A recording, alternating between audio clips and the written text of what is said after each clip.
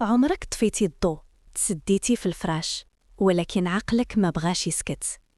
النعاس كيهرب والأفكار كيتزاحموا، وكل دقيقة كتدوز بحال ساعة. مرحبا بك في اضطراب النوم.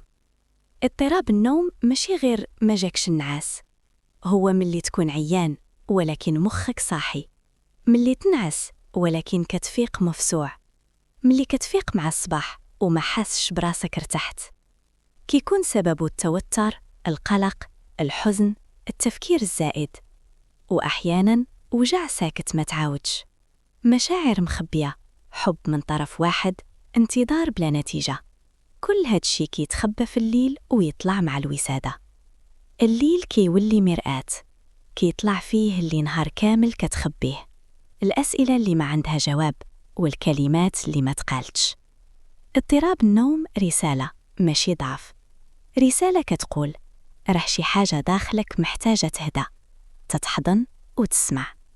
وماشي عيب تطلب المساعدة، وماشي عيب تعترف باللي راك معايا. إلا رجعتي للنوم قيمته، رجعتي لنفسك قيمتها، حيت الراحة ماشي رفاهية، الراحة حق.